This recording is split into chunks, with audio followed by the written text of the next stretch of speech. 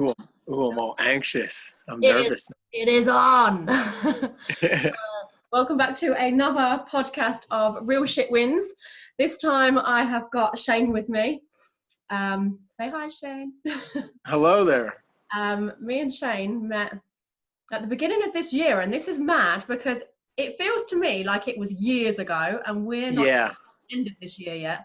We met in Costa Rica at a retreat that we both went to, and apart from like telling really, really long stories, Shane's actually got some really good points to make. So I thought I'd ask you to come on here and chat about all the things that you chat about. I did a podcast, my first one, and I kind of almost went into a lot of the chats that me and you are probably going to have today, but then the podcast cut off. My phone ran out of battery. So I feel like it was kind of like, nope, save all of that for a completely different podcast. And here you are. Here I am. Ready Nice. to roll. So we'll start with you just introduce yourself to people, let them know who you are, where you're from, or maybe like start off with Shane as a kid. How was life? All right. Yeah. My name is Shane Reimer. I'm not a rapper. I'm a rhymer. As Fiona called me out. I love to tell long-winded stories. They are good though if you make it to the end. I'm 31 years old and I live in Bethlehem, Pennsylvania, in the United States. Yeah. And I'm a musician as a living. Currently, it's sort of living. Yeah, we're due to COVID. We're still in the middle of COVID for whenever I put this out, people watching, whenever they're watching. Yeah, it's crazy time. We're lucky that we got to go to Costa Rica when we did, because pretty shortly afterwards it was like, boom, world shut down. So I know I was meant to travel the world, you were meant to travel, and now we're on Zoom. Hey. Yep, now we're on couches and in backyards, just literally that. Yearning for days of the past. Yeah. What was that, freedom? I can't even remember what it smells like anymore. Yeah. Right, so let's go back to you, because we're going to basically hear about your life story, what you've got, like your views on things. Let's go back to what was it like for Shane growing up? Growing up was interesting. I'm from a small town in Pennsylvania, and my parents are now divorced, but that comes later in the story. They were together for 20-something years, and both of them struggled with alcoholism. And my dad both of them have been sober for like, I don't know, 20-something years now as well. But growing up when I was very young, they were both still trying to get sober, more so my dad than my mom. And, that led to some like, I have an older sister and she remembers more of this than I do. I was more of like in, infancy and young child, but there was some abuse and things growing through that. And, that has effect later on, as we know, doing, going to Rythmia, like past traumas. That's something I had to face and come to terms with. Yeah. And that being said, growing up, I smoked my fair share of pot and drank and did my fair share of drugs, but I always had that kind of nagging voice in the back of my head of like, what are you doing? What the fuck's going on? So I guess I've kept a decent head on my shoulders because of that. But I never truly felt the need that I needed to personally be completely sober. Especially being a musician and playing in bars and venues and breweries, it's constantly at the tips of your fingers in terms of alcohol, not everything else. But yeah. Did you realize as a kid that your parents were alcoholic, or is it more? They were very open about it. And not open about it like, they'd walk down the street, but that, they talked to my sister and I about how they didn't want us to live that lifestyle, which, as anyone knows, anyone who's parents or not, I'm not a parent, but the more you tell your kids one thing, the more they're going to go and fucking do the other thing, Yeah. So that kind of forced me into, not forced me, but my rebellious youth of listening to punk rock music and everything. That damn music, That angry music. Yeah, I just like rebelled and wanted to do my own thing. They wanted me to do a bunch of sports and all of that, and I didn't connect with it. Yeah, it was, my parents gave me a lot of what I wanted in my life in terms of support and everything. They're amazing people, and our house was always welcomed to me having other friends with us, like come hang out, where a lot of their houses wouldn't let as many people come over. I think my mom was just a very open-armed, like loving person, and just wanted to see everyone, be safe, and, she wanted to nurture people, Yeah, like a proper mummy mum. Yeah, exactly. Yeah. So the gap between you, so you went through your, like the music, being in the breweries, doing drugs, getting high, like just rocking out, having all of that, and then turning to be someone who decided to go to Rythmia, because they're two completely different people. Oh yeah, they are. What happened in that middle bit? And how did you hear about Rythmia? We'll explain what that is as well, like as you get into the story to people, because some people aren't going to have a clue what Rythmia is. Okay. Should I start with Rythmia itself, or just my journey to get there? Wherever you want to go, do the journey to get there. All right.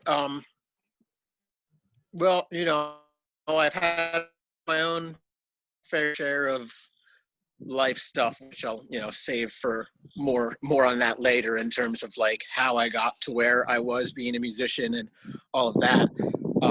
But I toured with made music my life. I did go to college and I have a degree. And I got out of college and was like, I want to play music.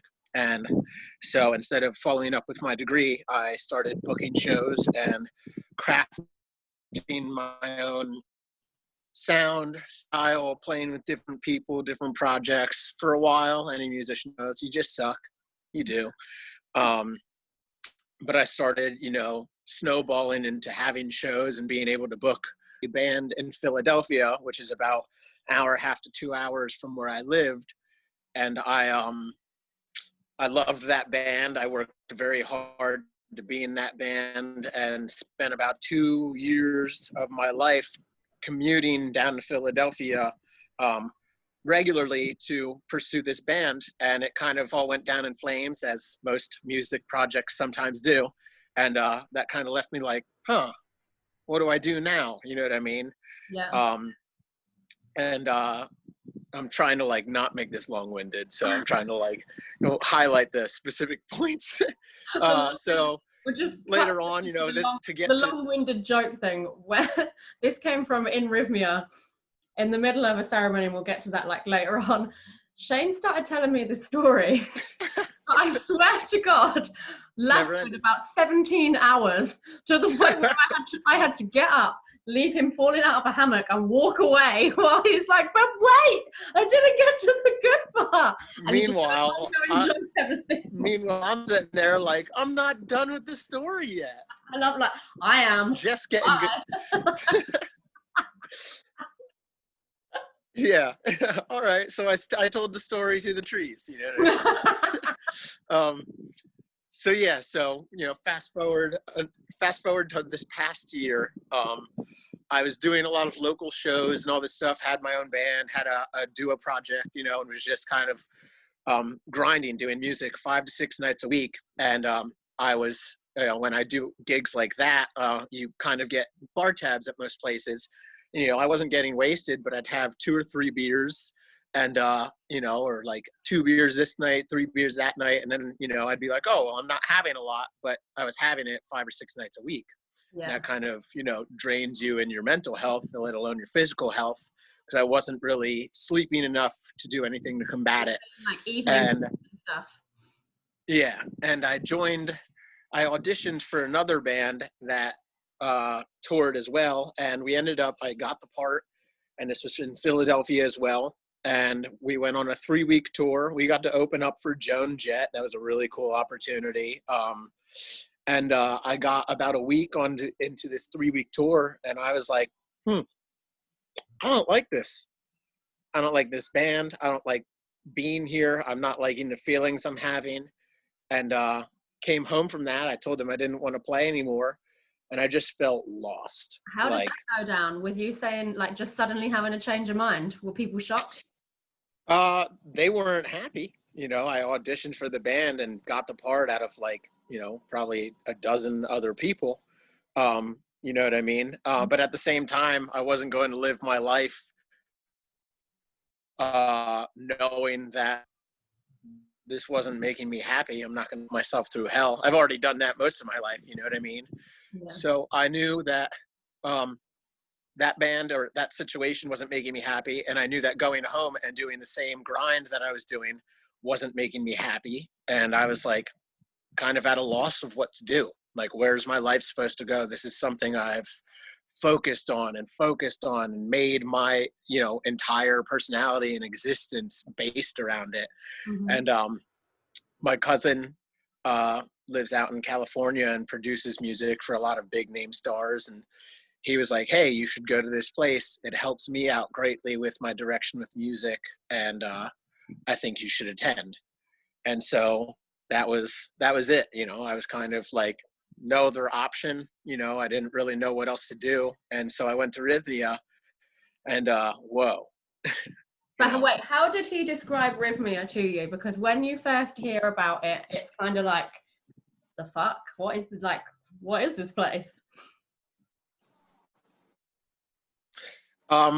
He was very adamant about not giving me a lot of info. And the only reason that I was, interested in going was because when he first moved out to LA, he, wasn't texting people back. He was Mr. Cool, basically. You know what I mean? Had that LA vibe to him that some people get when they move out there. And, it kind of rubbed me the wrong way. Not saying, it's my cousin, I love him, but, like he wasn't answering family members back. And in 1 year he came home and was like completely different. No one knew why. No one could understand why. And he didn't really explain why. And I didn't know for the longest time, but he would respond to text messages. He would call people, check in on grandparents, just things that like, weren't happening. And so I knew he made a change and he told me when he went, and that made sense that, okay, he's made this change. Clearly there's something going on here. And, but he also didn't want me to have a preconceived notion of what would go on down there. Yeah. Because as we know, the experience is very individualized.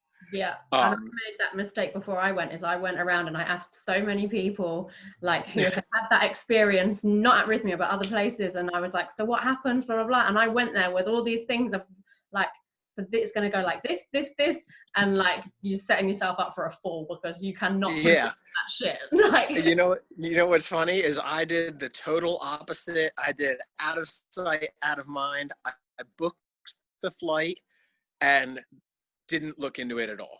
Yeah. I didn't research it. My girlfriend at the time was researching plant medicine and started like being like, oh my goodness, do you know what this is? And I just told her like, don't tell me. And she would try and pry and like tell me certain things. And when I tell you, I looked at it like, fuck it, I'm going to Costa Rica for 7 days. What could really go wrong? Yeah. I went down there and it changed my entire life, my entire perspective, my entire outlook on life, and my entire look in life. I had hair down to my shoulders and a full beard, as you know.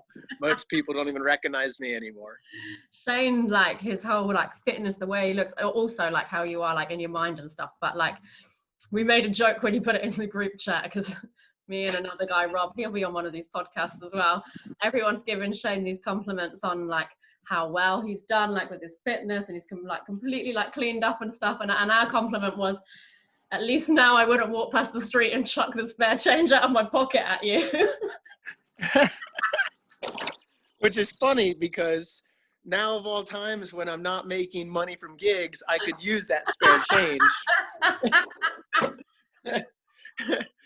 Oh man. Sorry, right. I had to move spots. There was a neighbor blasting some music and can concentrate. So Rythmia, it's a they describe themselves as like a wellness center, don't they? Yes. And how would you best describe, first of all, the like plant medicine, not necessarily the experience, but because some people will never ever have heard of this at all. Yes. So in your description, how would you describe it? Plant medicine or my experience? Start off with plant medicine, just so people know what it is that you're taking when you're there. Plant medicine is ayahuasca. And when you read up on it, this is what my girlfriend did, or most people do, is everyone reads into it from like probably Reddit threads and things of like just random people on the internet. Mind you, I had done plenty of psychedelics in my life. That's what it's labeled as. I had never really done psychedelics in terms of a ceremonial sense. And that's why I believe that it is plant medicine and it's not a psychedelic, because it takes you through the deepest parts of yourself, the fears of, the disdain or dislikes, everything that you most likely wouldn't face any other time, and makes you whole. Yeah. It's not something to be taken lightly. That's one thing. Like when people try and ask me when they've decided they're going to do it, or where I've gone to like ceremonies since and it's their first time and they've said like what's gonna happen, I'm like, I can't tell you what's gonna happen because I don't know what's gonna happen to me, but you will be shown yourself in every aspect. Like you could be shown the best parts of you, the work, like you will be shown yourself. So if you're not ready to like really face yourself and learn some things that maybe you're trying to like hide, then you just don't go into it thinking, let me go here and have a whale of a time, because I mean, don't get me wrong, we had plenty of laughs and there's like memories that will last a lifetime, but there's also times where like help, like I shouted help a couple times. I needed it, you know what I mean? It got dark for a minute, but that's how I came out with I guess such results for myself, such a change, like somewhere a flip got switched, and it changed my life for the better. And I really, there's days I still have where I'm like, man, I wish I didn't fucking go. But I know that's just my brain, because, you have down days and up days. It doesn't cure you, you're not automatically like, oh. You're not going to come out flipping around and life's like gold for you. But you're gonna it's still work to do on who you are and like what you want. You're still human. You got to come back. Yes, 100%. Yeah. But now you have the, and this is why I liked going to Rythmia, because I've had plenty of people since I've been home say like, oh, well, I've always wanted to do ayahuasca, or I have friends that were like, oh, I was thinking of getting it and trying to grow it myself. And then you read up on that stuff of people harvesting it themselves, and they end up having a nightmare of a time, terrible experience, that some people on the internet go crazy or something, because you didn't appreciate it for it being plant medicine and a sacred plant. Yeah, that's the main thing. You also don't have any sort of clue what you're diving into. A lot of people are just like, oh, well, I've eaten and ate the mushrooms and went to the bar. Like, yeah, cool. Like, that's having fun on psychedelics. You know what I mean? That's no different than drinking a case of beer and going to a baseball game. Like, that's not doing self-work. And what Rythmia did was give everyone that attends the help. There's classes. There's that's why it's like a resort. You get massages. There's yoga. There's breath work, and you learn how to address. You get the tools you need to address the things when you do have down days afterwards, of how to be aware of what those feelings are and how to approach them in terms of bettering your life. Yeah, it has to be respected, like you said. And also, like, when you're there, you're not just with some random guy in an apartment who's got hold of some ayahuasca or some DMT. Like, you're with shamans who have trained their whole lives, and they like hold a sacred space. They like you're protected, and it's done like in a respectful way. It's like they say, though, I've always had this phrase, like, if it's from the ground, it's sound. And they say that like mushrooms, LSD, things like that can all be used as plant medicine as well, but not if you're like and going to the club. You can do the same like You can do, I wasn't knocking, respect it. yes, I wasn't knocking mushrooms. I'm saying most people that think like, oh, I'm going to do plant medicine or I want to do that, the only times they've done things like that is in like, yeah, like fucking off basically. And, you know, because I've done since then mushrooms in ceremonial sense, you know, set up the room, light some candles, have plants around, just that natural feel, put on a playlist of music that connects with you, and close your eyes. You know, don't go do something with other people. You know what I mean? Make sure you're okay being by yourself, and might, you know, because yeah, yeah, exactly. You know, if you, but if you want to like work on yourself, you got to be still and like. Yes, yeah. But yeah,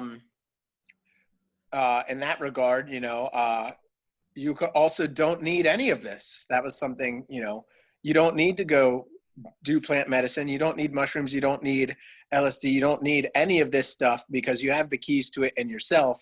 It's just as humans, we reject facing our deepest fears because it's our deepest fears. Like, who wants to go and be like, yeah, I'm going to lay down and like ask myself why I'm feeling this way. Yeah.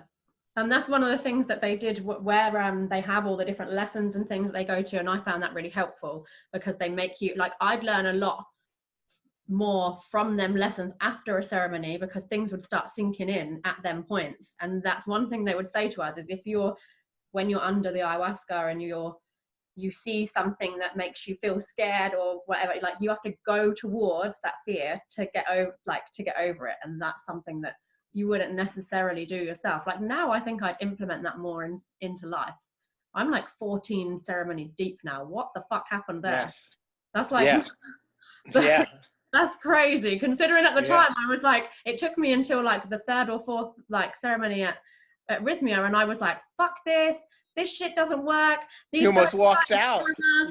I almost walked out the ceremony. But you know what? That was still a lesson to me because that's one thing that I've done all like where I'm like, no, fuck this, I'm done. What, like, that's something I've done in so many situations in life, and I was forced to see that. I remember going up to one of the shamans and like asking her to like give, I think it was like the fourth shot, which I was like, I need to take more because it's going to make me see this. And I was being taught like, just be patient. And I remember saying to her, like, fill it up, fuck me up. And then going back up to her after. Fuck me up, yeah. She looked at me and she was like, I think I actually said, fuck me up, fam. And she was like, what? She laughed, poured it, gave it to me. And then afterwards I went up, it was Raven. I went up to Raven and I was like, it's not working. And she was like, well, what do you think it's trying to teach you? I was like, I'm stubborn as fuck. And she just like laughed at me and was like, you need to like lay down and sit with it because you're not it's making you sit with that feeling of frustration where you always want to get somewhere before you're ready to get there. And that was a massive, because I didn't even realize I had that in me. I knew I was impatient, but me going, oh, I'm impatient, that was me just flipping off the actual like, no, I'm going to make you feel. Yeah, it's crazy how much the lessons, you don't even realize you're getting a lesson sometimes until it's put into perspective for you. I had the same thing, and it was on night one. And I think, you know, we got called up, took our first drink, laid there, and the guy next to me he was in it within like 5 minutes, and he kept doing this deep sigh. And I was like, you've got to be fucking kidding me. I have to be next to this guy. Like I was so upset.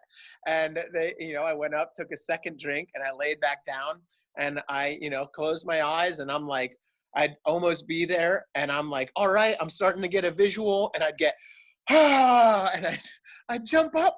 It scared the shit out of me because it'd be so quiet. And I'm like, this guy is killing me right now. And he's having the time of his life. He's calm as just, laying like a stiff board.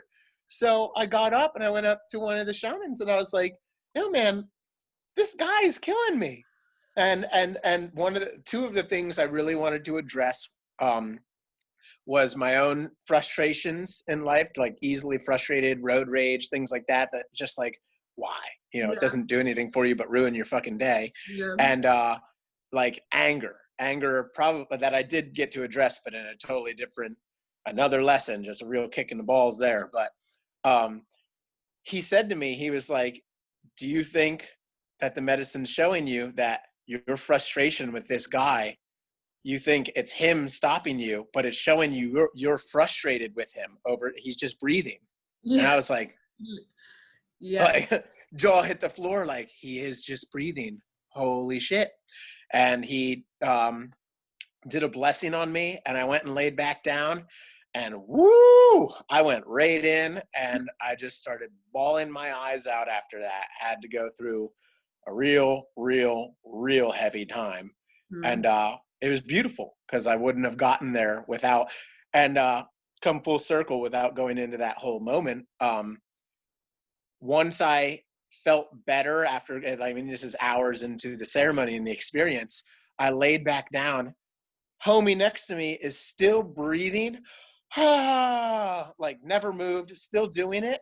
But now I'm laying there with a smile on my face because I have like released so much, and he was breathing to the music. And I'm like, it all makes sense. Like, how is this happening? The guy blew my mind. And, you know, they say like sometimes the person, you know, because you're there with 90 different people that you might not know. And sometimes they say the person that you think like kind of annoys you or, you know, does that is usually your angel. Yeah. You know what I mean? Someone that will teach you a lesson, whether you realize it or not. Yeah. And I had the same thing, because I felt like other people were getting all these amazing trips, and it was got to like the third night, and I you probably hated me then.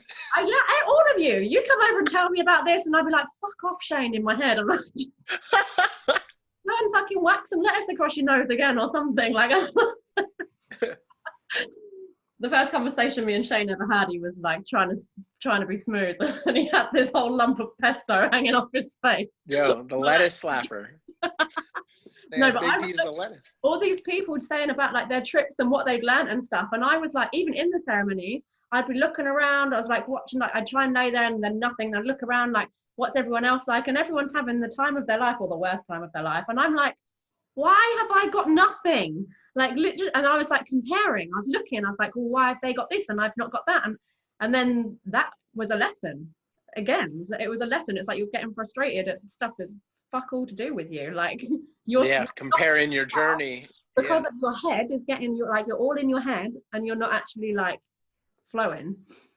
So it's little things like that. But then since I've done more and more, like there's like when you were saying about having like the release, like sadness, grief, anger, stuff like that, I've had like major outpourings of that. Even like times where I've thought I've got it all out, like the last ceremony that I did, it was crazy. Like I was like still fully in like this ayahuasca, like they call it drunk on the ayahuasca, hours after everyone there was sober, like walking around, packing their shit up, ready to get on the road. I feel like I'm gonna die, and they call this like a form of no, honestly, I felt like I was gonna die. My body was like this. I was like hyperventilating, crying. I felt like I was gonna be sick. I couldn't see properly. My pupils are like here. I felt really angry because I felt like that, and it was all of this like stuff coming out. But then as soon as it came out, like then you're on top of the world again. And I was like, God, like I can feel the lightness in myself, like weeks, months after that, because it's all energy. Like if you hold things in and you don't ever express them at the time, or you don't express them fully at the time, I'd be a person who was like, oh, I'll just turn everything into humor, or I'll just put a smile on my face, or I'll just like, you know, pretend I've done with it and like maybe shed one tear on my own, and that's it. Like I'll it's gone. It's not gone. It's like boom, boom, bottle. It's like it's all bottled up in there, and that ayahuasca will make it come out. Yeah, you repress all those feelings and push them down until they come out. And if you find it the ayahuasca, you're going to feel it 10 times more, because it's like, oh, you don't want to learn yet. Like you think you learn, but you're not letting me teach you.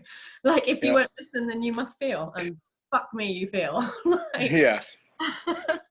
yeah, that was part of it for me. And you know, I guess to go back to my life and growing up and some things I faced, and this is the ultra real shit. Here's the good stuff. Are you ready? I've only told like 2 or 3 people, close friends, this, but I grew up and still have Tourette's syndrome. Okay. And wild. And, I've had friends, people make jokes. So there's South Park episodes and things. And like, I'm very lighthearted. I'm a very like, haha, life's good type Yeah. of person. Most people are very ill-informed, as they are with most diseases or things like that. So they think I'm just going around shouting, fuck, piss, cunt, things like that. And, Yeah. certain cases, yes, there are, but there's also mild cases. And usually they fade when you get to like your late teens.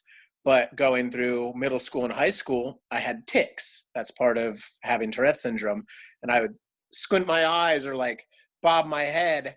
Now I wasn't, like on, I wasn't, I had honors classes and everything. I had a ton of friends and everything, but people didn't know why I did this. And I repressed all of that. I never told anyone. This is the first time I'm actually telling Yeah. most people, other than like a very close friend. And it was almost like, don't tell someone because they'll tell someone else.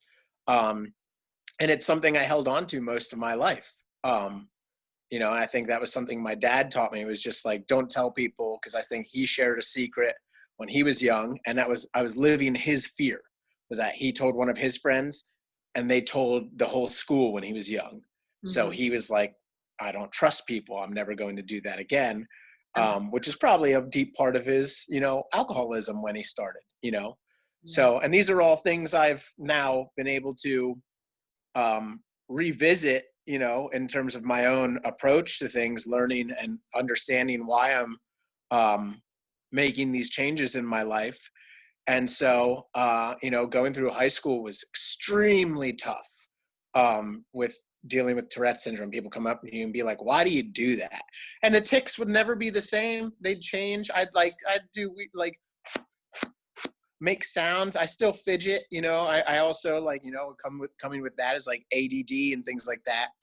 But basically that put me on a ton of different medicines. Now, this is a kid who listened to punk rock music and wanted to rebel. So I either wouldn't take them or I'd be forced to take them and then forced to switch medicines in the terms of like, this will help you. Here, take this one. Oh, that did this. Take this one. And I fluctuated weight drastically throughout my life, to the point where I've never, ever been able to be physically fit. Um, I've had times where I was more fit than others. I've had times where I was 240 pounds. And, part of it is, yes, it was out of my control due to medicine. And the other part of it was I didn't put any effort into my health, which came into like the terms of like deep depression and, dealing with parents that suffered from those things too, as well as alcoholism. Yeah. And it was dark, you know what I mean? And I'm a very lighthearted person. So I do like what you were saying, like I had a ton of friends. I had people that no matter what I did, like that was the beauty and the blessing of my personality, was that I persevered because I had to. And that was just my personality. A lot of people that have Tourette syndrome or have it worse don't have that. They don't have friends. They get made fun of. Not that I didn't get made fun of, but I'd just be like, hey, fuck you. Nice. Yeah. And move on. And so that is how I became myself in terms of playing music and how I approached life. And it was a struggle that no one knew about, so medicine and things like that, actual like pharmaceutical medicines, I have a very big disdain towards, to the point where I find myself like, I don't even like to take Advil or things when I'm sore or hurting. And that I've had to come to terms with is it's something maybe I haven't addressed in terms of like, I have a deep fear of being put on medicine. Yeah. Yeah. Um, so in regards to all of that, when I went to Rythmia, I released any and all things pertaining to Tourette syndrome and things I dealt with in past relationships and why I was the way I was, and not accepting love for myself because I've never actually loved who I was inside with all of my flaws, as people would say, you know what I mean? Mhm. And also physically. And so someone recently said to me, don't you think your obsession with working out and having to do all this exercise is an addiction, no different than alcoholism? I said, oh, I agree with you. You can be addicted to anything. That's 100%.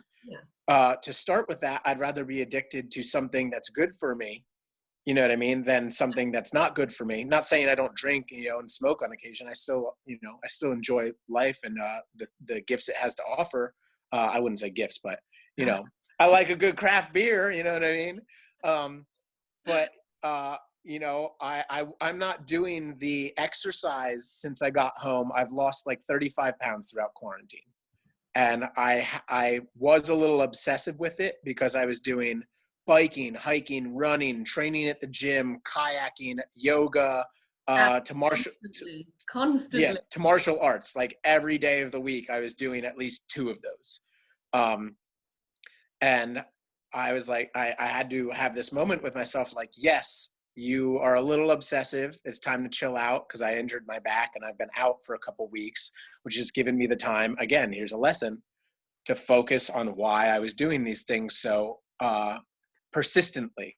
Mm-hmm. And I realized that I've never reached this level of fitness. I still have a way to go. I never reached where I wanted to be. And it was the closest I've ever gotten in my life to loving myself physically. And that's something that I feel for myself, and all the battles I dealt with weight fluctuation and mental health, is I want to be there. I want to reach there. I know it's not going to happen overnight, but I want to reach that point so that I love myself, not just physically. I'm already loving the insides of myself, but I do want to be able to look in the mirror and go, hey, nice job, man. Yeah. Yeah. Yeah, and it does all start with you, though. It does all start with you. Thanks for sharing that as well about your Tourette's. Man, yeah. Yeah, don't talk about it, so this is real shit, right? Real shit wins. Yeah. So, no, it does all start with you, though. It really does. And a lot of the times, I think you can think that you're all right with yourself. Like, you can think like, no, I don't have these insecurities, or I do have certain ones, but like, no, I love myself. But really, like, there's so many different aspects. And I think as well, we're so clever at like making ourselves imagine that we're something that we're actually not. Like, we are able to put all these different veils in with our brain and like cover all these certain things up, or divert reasons to other reasons. But like, yeah, doing the plant medicine stuff like that, it's stripped a lot of that away and made you see like, nah, like, yeah, this is all down to you. Like, yeah. It's been what, 8 months since January, 7 or 8 months, and through a whole quarantine. And like I said, like, some of these realizations, I mean, have come after I've been doing all this fitness stuff. Like literally, like, I was injured 3 weeks ago to the day. yeah. 3 weeks ago, last like Thursday. And I just came to that kind of realization like a week ago of like why I was doing all of the working out, because I wanted to, not that I didn't know I wanted to feel good, but what it really stemmed from. Yeah, and you need to stop to do that, like you said, like when back went out and you had no choice but to sit and think about it. Like, I think that's with this whole like COVID, obviously it's worldwide, loads of people are having to stop. Like, it's giving a lot of people time to actually realize like who they are, or even look into who they are, and like, do I really enjoy doing this job? Like, am I really happy with how my family is being run? Like, do I want to be in this relationship? Like, do I want to like be drinking every day, or do I want to be working out this hard every day? Like, because you're forced to stop, because we're so go all the time, aren't we? Like, going to work, running a house, doing whatever it is that you're doing, like being a mom or whatever it is you're doing. Yeah. You don't really get to stop. Or when you think you're stopping, like having an hour watching TV, you're not. Your brain's like, think. What's happening next? What have I got to do in the morning? When's the washing done? Blah, blah, blah. Whatever it is you're thinking of. You don't actually get to like, it's a long time to sit and do nothing, but you need that sometimes, don't you? Yeah, the deep deep focus within, the internal parts of yourself. And I would never have made these changes, physical and internal, if I hadn't gone to Rythmia. I would still be very much lost or doing the same thing musically that I was doing, which was 5 or 6 days a week. Well, not until COVID. But even again, at the start of quarantine, I had a week before broken up with my girlfriend and went into quarantine. She moved out completely alone, and I was sober. I wasn't drinking. I wasn't smoking. I wasn't even allowing myself to have caffeine. I was riding this like Great super duper, like life-changing high from being, the plant medicine. And for 4 months, I didn't have any of that stuff. And there was no balance. It was literally like gung ho one way or gung ho the other way. I went from completely down to completely up. And as much as I felt like completely up was like really great, it wasn't, because it was pushing everyone I loved away, because there was no like connection between. It wasn't like I did this slowly over time. Yeah. And so I balanced back into the middle, and now I'm able to address these things as yin and yang, basically. Yeah, yeah. And that's the thing, once you do the plant medicine as well, it's not like you do it for a week or however long you do it for and then that's it. Like it integrates, like it's in your system, and lessons that you need to learn or whatever work has been done by the medicine, it could still be working out, like working within you months, like this far down the line. Like we were there, what, January, February, like this far down, like it's still like different things crop up and then certain things like click into place, or just your perspective on things changes, or you start making changes in your life, or you start like not being the same, like the aggy parts of yourself. I'd noticed with me, like my temper was boom, like oh yeah. I've still got a quick tongue now, but I'm sort of more like with humor. But there's times where like I'd be savage, like as soon as like someone even went to like cross over that line, bam. And now I'll bite my, don't get me wrong, in my head there's times where I just think, if I open my mouth right now, I would slay you and your entire family. I'm not a person anymore. Yeah. It's all about like, as they say, picking your battles. And that was me with like my frustration was like, now I drive a car and like on the occasion I'll be like, why the fuck wouldn't you use your turn signal? Or why'd you do that?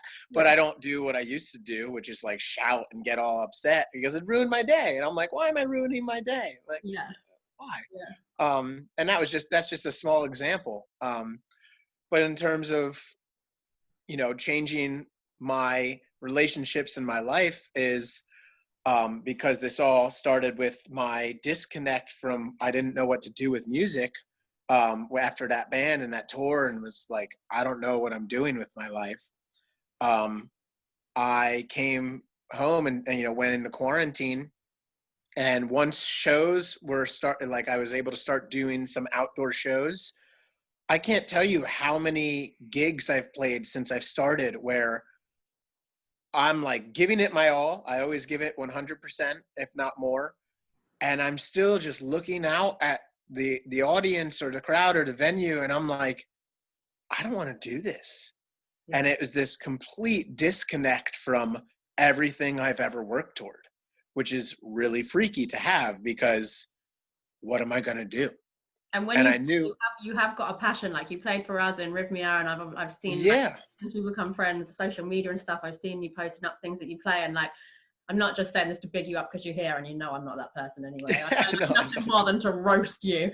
But like when you play, like it does inspire people. I don't know. It's just even just watching, like when you're like in your house or whatever, and you play, like you can just see the passion, and like you get lost in that music. Like it's not just, oh, I'm playing this. It's like you turn into it.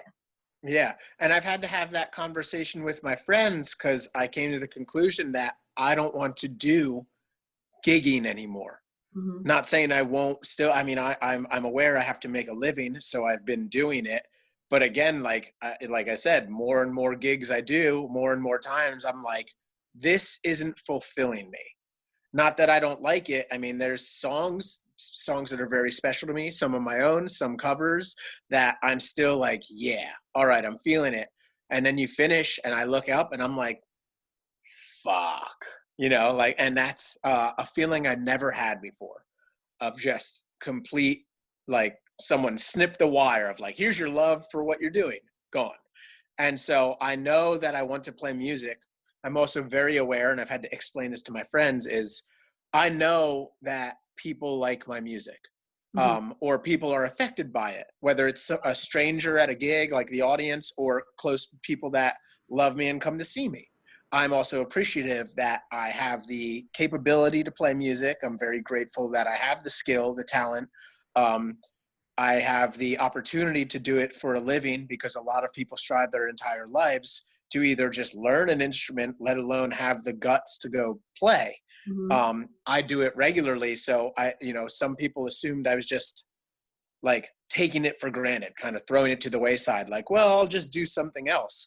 But that wasn't it. I want to be fulfilled. I have a calling for a deep purpose, and I wasn't sure what that was. And after all of this and all the changes I've made, I have the opportunity to go volunteer at Rythmia. And I'm going to be performing or training to perform in ceremonies. And my moment when I had my connection with my soul, I'll never forget it, was sitting in front of one of the shamans and another guy, a helper, performing live, because they have the playlist of music, and like the whole entire experience is guided through It's music. music. Yeah. And I had my moment. Difference to your trip as well. Like you can't even you can't put it into words. You can't explain it, and unless whoever feels called to go and do ayahuasca, you'll experience this for yourself. But the music is like, I wasn't like a musician or anything before, but I've come out of there and I listen to music differently. Like songs that I've known for years and years and years, and thought I would like know what it's about. Like the lyrics, even the lyrics mean something completely different to Yeah. me. Just it guides you through stuff. So yeah, go on. Yeah, I love it. You picture it. It's like giving a child in a back seat like their own steering wheel, as if they're driving, and you think you're the driver, Yeah. and you're not. Yeah. and and that's how I perceive it. And so I had my moment being as connected to music as I am through live music in ceremony, and it changed my life. And so I feel called to, if I can go deliver that to one other person, let alone potentially hundreds, if not more, if I can deliver it to thousands. I'm trying to start small, but think big. Yeah. But if I can do it to one person a week,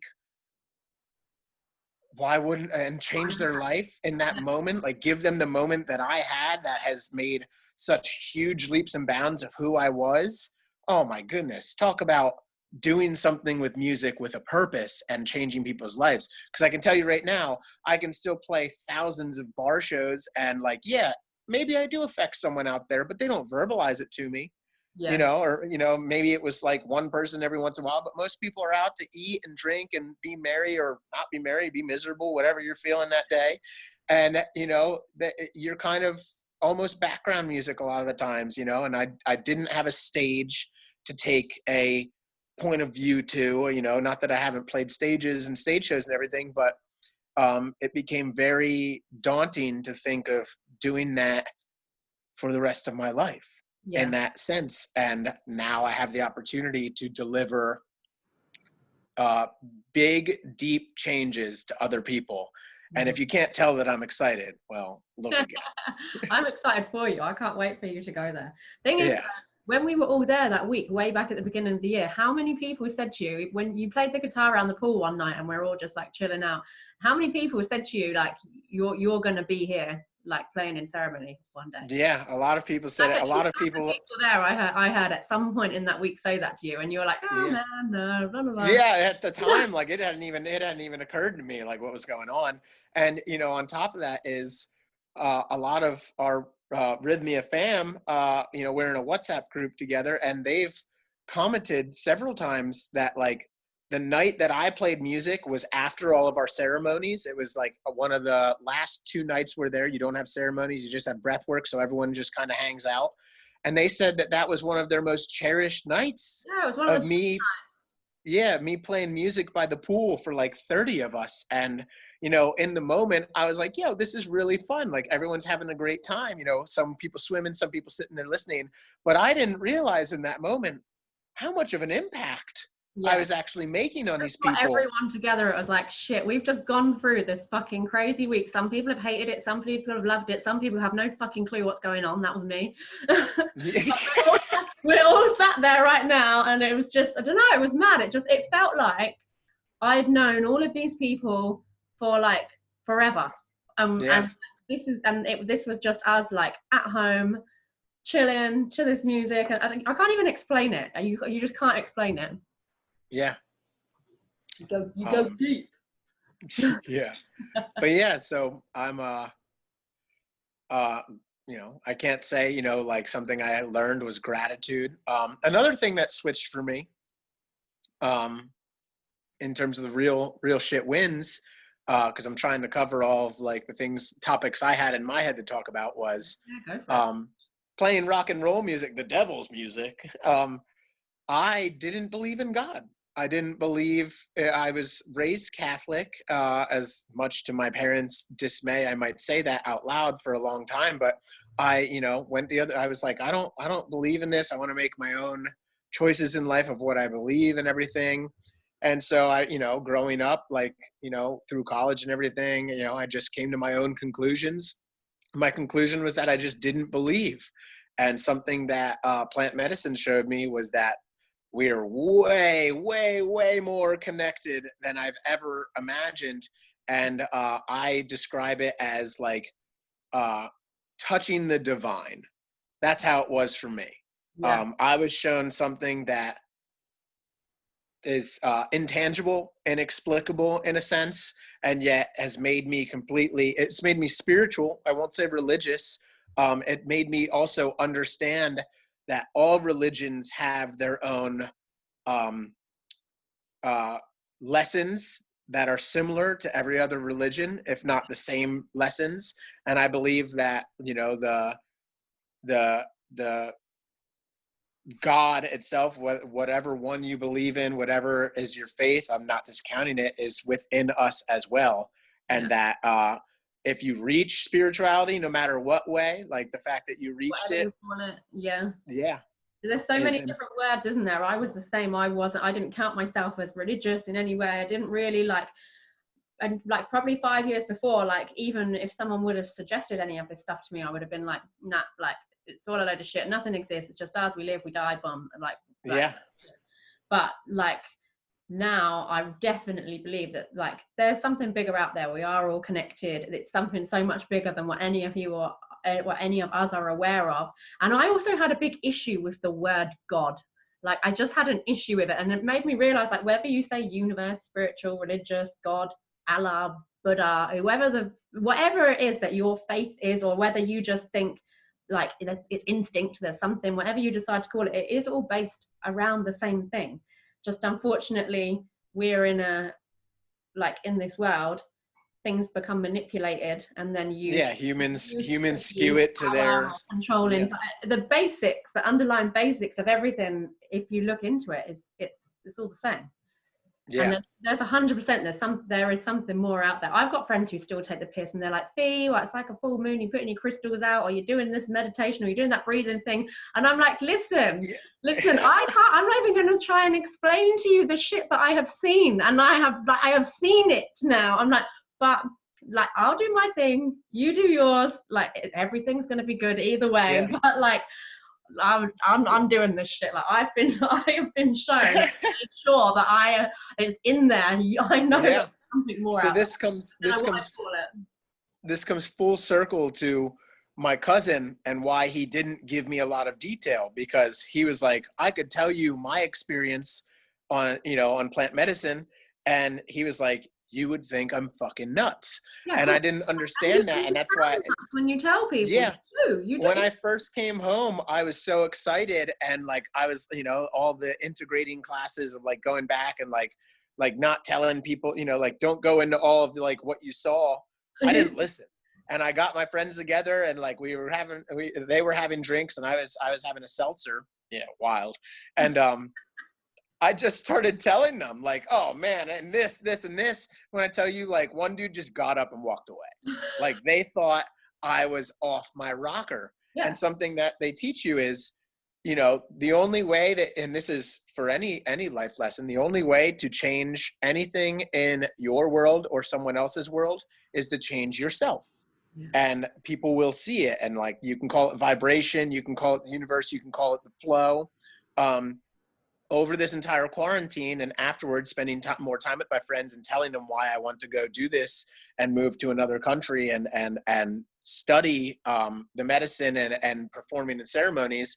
And they finally verbalized to me, like, we've seen your changes. We don't understand it. Some of them probably don't even connect with it, but they'd be lying to themselves and everyone around if they looked at me and said, oh yeah, he's the same person. Yeah. And so you can tell from your vibe, can't they? Like if you just, you don't have to run around saying this happened, that happened, I learned this, I learned that.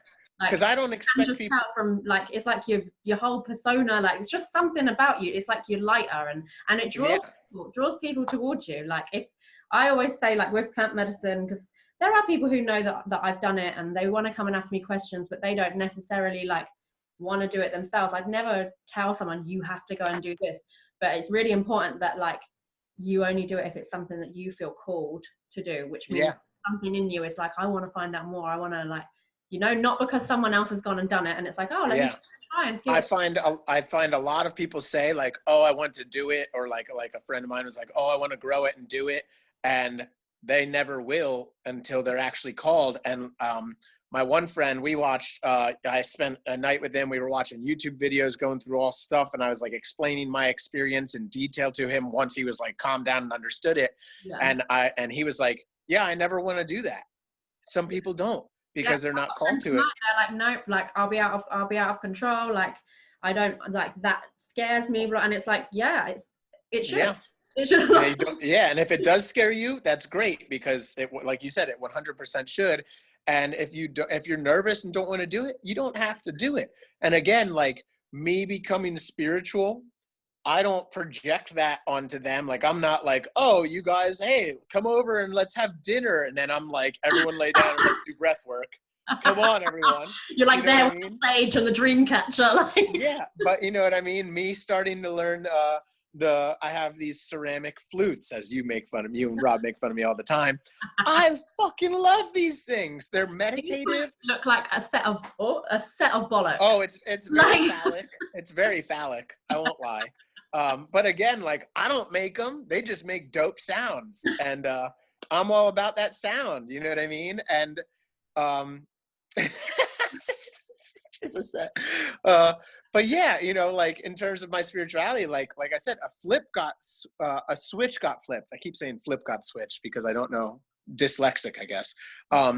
But a switch got flipped, and I all of a sudden was like, man, this stuff makes sense to me. Yeah. And it might not make sense to any of my other friends, but they can tell my personality, I'm still the same person. Like I said, once that balance, that centering of the yin and yang, got more centered, you know, where I was able to, like, okay, I'll allow myself to have a beer or two and spend some nights with friends, or, you know, they want to smoke a joint, fuck it, I'll take a puff or two, you know what I mean? I'm not going the complete opposite way, and yet I'm not all the way over here weirding everyone out, like, like, oh, Zen. You know, if that, some people need to be that way. When you start being the preacher, like, each to their own, isn't it? Each to their own. And the people who, like, my podcast that I've done so far with so many different people, different backgrounds, different stories, and there's going to be people who pick and choose, like, I want to listen to this one, I want to listen to this one, and people that want to know more about ayahuasca, plant medicine, any of that, will watch this and be like, oh, okay, wow. People who aren't interested will be like, the fuck's she on about now? Like, yeah, I knew she smoked too much weed all that time of the wake. This is what happened. But no, and that's fine. Whichever opinion that is, it's fine. Yeah. You know, I doing the breath work and meditations, I do them every morning. Some mornings I do better breath work. Some days I don't get to, but for the majority of this quarantine, I've done it every day. Yeah. And I got into yoga, and like, I've always like tried to do yoga, but I like got in at least stretching, doing good things for myself, good things for my body. And I think that one of the key things that I have learned is, as I say, awareness. And when like a lot of these lessons I've come to conclusions on is because I'm aware of how I'm being or feeling in that moment. Before, I would just repress that.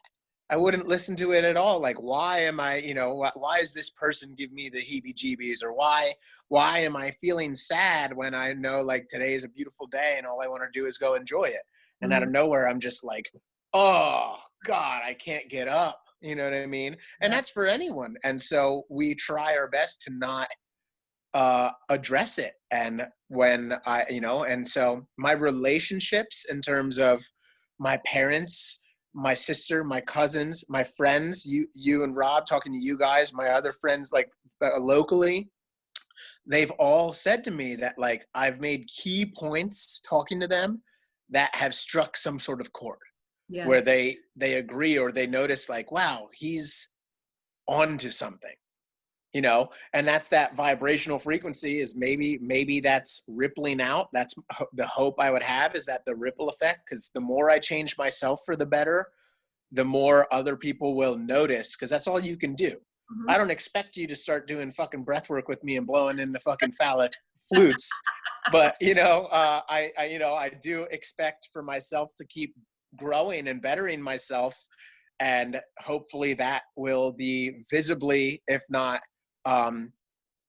inexplicably, like felt through other people. And also when you work on yourself as well, and it's like that, it's that cheesy line of your vibe attracts your tribe, but it does. What I've noticed is where I've become more secure in myself and addressed things in myself and been more like true to Fee, instead of like, being this like overly jokey person or overly angry, or like all this suppressed shit that I had, where I decided whatever had happened in my life I wasn't going to deal with, I was just going to go the other way.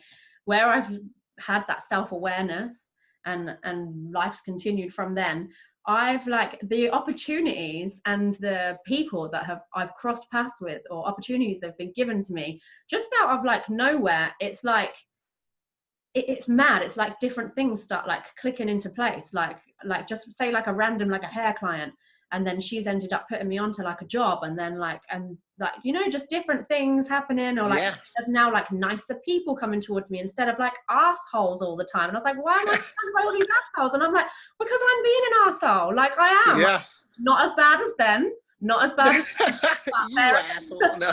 There's a big aspect of that in there, and I would, because I was like, no, I don't want to address this. I want to cover things up, and then I'd be like, I'm being surrounded by all these fake people, and it was like, well, maybe because you're being fake to yourself. Yeah, that's things. It's totally true. Our Rythmia group might not know this, and most people probably don't know this, but having this opportunity to go down there to volunteer did not suddenly appear because I said, hey, I want to come volunteer, because they receive thousands of requests by people that want to do that. Something I struggle with, this is something I'm still struggling with, is what makes me worthy to go do this? Yeah. You know what I mean? Like I'm like, some people are spiritual their entire lives. They were raised spiritual, they do all this work, or they claim to do this work. And that, I sit here and I'm like, man, like how frustrating must that be to be like, oh, I've spent my whole life. But again, like if you're viewing things that way, then are you really worthy? And it's not really worth. It's just like, I put it out there that I wanted to change people's life with music, and the opportunity presented itself. And I know that a lot of other people could have this opportunity, but a lot of other people probably haven't made significant changes that I've made. But I still sit here, I'm like, yeah, I've done all these changes, I'm doing this thing, this opportunity has presented itself, I'm taking it. But the entire time my brain is going to tell me, all the way up into it, is like, give me any excuse not to do it. That's the scary part. That's the work I'm still doing. I was the same with these podcasts. I went on one of my friends' podcasts like at the beginning of lockdown, and then the feedback that I had from me, like just telling the tiniest part of my story, was crazy. Like not just from people that I knew, like my friends and stuff, but I was getting messages from people that I've never ever met before in my life, like people who their backgrounds, I'm like, wow, like they're actually messaging me and saying that like I've inspired them, or blah blah blah blah, and that I should do my own thing. And I sat on this idea for months and came up with every excuse not to do it. And Sanjay, the guy whose podcast I was on, he's got a podcast called Ignite Your Mind. He'd message me every week, and he's like, because I told him the idea, and he's like, yeah, go do it. If you need any help, I'll give you the help. Every week he'd message me, Fee, have you done it yet? Have you done it yet? And the excuses that would roll out of my mouth, and he's just like, fucking bullshit. You're shitting on my phone screen every time you answer that question. But it was because I was like, even though I'd been told by people, you should do this, there was something in me, someone who people see as being really confident, and I am in certain situations, like probably overly confident. When it come to this, because it was something that was important to me, I was a bit like, oh, like, I don't know what it was. Something was like, no, I'm going to stop. I want to, but I'm going to stop myself. Like, I'll do it next week. I'll do it next week. Like, this week I've got to like stare at the wall. I'll do it like, and then next week I've got to like go and catch some leaves or something, like any excuse. But yeah. Our last night of ceremony, because there's 4 when you attend Rythmia, and this was the night that exuded anger, deep-seated anger in me, because they say one of the scariest questions you can ask in terms of intentions is, what is my purpose? And this is what basically sparked this whole thing. Is I was riding high. I was like, man, I had my moment. I feel light as a feather. I feel great. I want everyone else to feel great. I was like, you know what? I'm bold as fuck. I'm going to ask it what my purpose is. Go in there. And I asked, what is my purpose? And I got told to sell all of my guitars. I don't know if you remember this. This is the night I had to shout help. You were next to me. I was, yeah. At the time, I was on a high, so I'm like cackling my head off, head back. Yeah. All and you were there going, like, fuck you! Yeah, I was so upset. But it wasn't even you guys. I was baffled as to why I would be told that, because music is my passion. It's what I've done it's what I've based my entire life on. So to be told like, yeah, just fucking don't do it, was like, not don't do music, but sell the tools to do music. And I truly believe now that it had a bigger purpose of me funding getting down there, or having some sort of cushioning. And so I didn't do it the entire quarantine. And like, I came to the conclusion, like, I don't have to sell them all, because, you know, just because you're shown something doesn't mean you have to abide by it.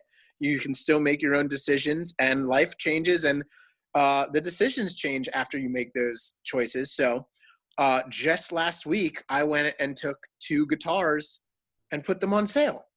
And I know they're 2 guitars that will sell in a very short amount of time. Mind you, I've spent thousands of dollars on my guitars per guitar. So it's not like I go to Guitar Center and get some $500 or $600 thing. Like, this is my living. So I have really high quality gear. Yeah. And they all have a backstory to them. So to part with them is, to me, parting with a piece of myself, a story of myself at a time, you know, and now not connecting so much with that person. It was huge for me to go do that. And I feel like in terms of my worth to go down there and do this, is I'm going to do it. And I'm trying to give myself 0 reasons why not to go. So I have sold all of my household items other than my bed and like a dresser. I have sold multiple amplifiers. I have 2 guitars set to sell.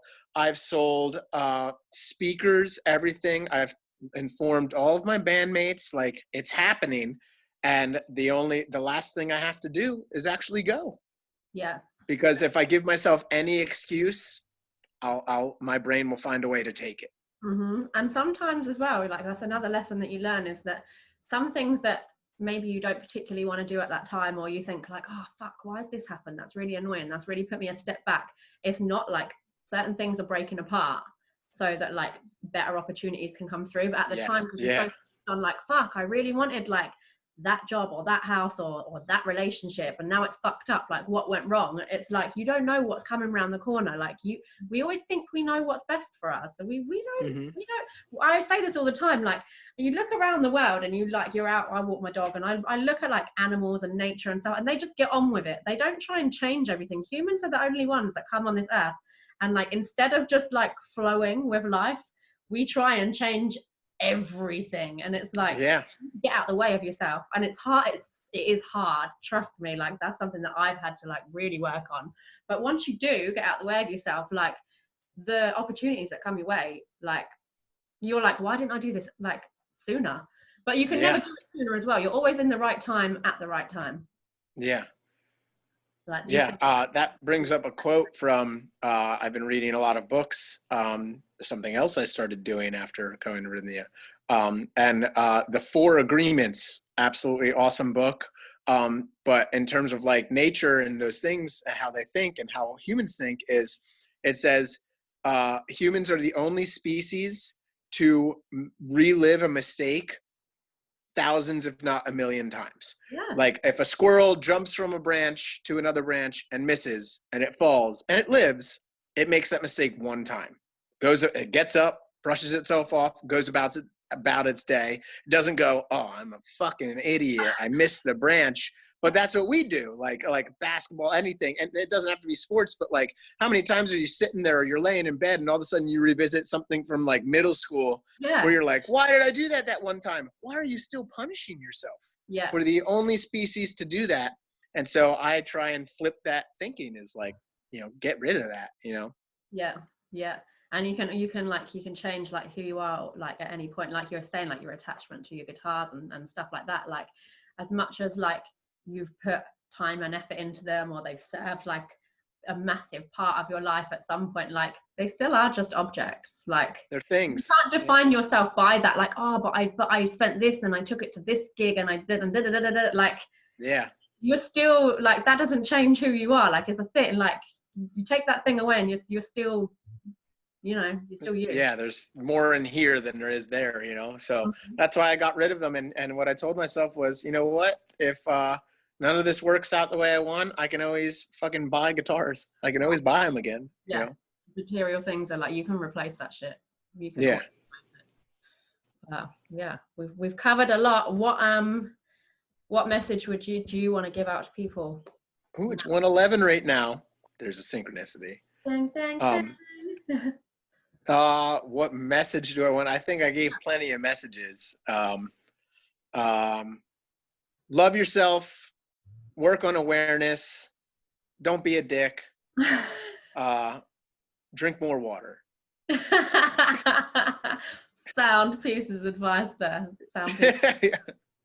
Oh, thank you so much for coming on, Shane. Like I know that this is a friendship that we will have for life, whether you like it or not. Yeah, well, I got plenty more stories coming. So. And I can't wait to see what Rythmia brings for you, because it's not going to stop there. Like I can't wait to. Beautiful journey is ahead, and I'm excited for you and the Real Shit Wins movement. This is really awesome, and I'm very happy to be a part of it and share part of myself that I haven't really shared in terms of a lot of the stuff I talked about. Yeah, thank you for that. Thank you. Yeah. So another podcast done. Real Shit Wins. Yeah, Real Shit Wins. Nice.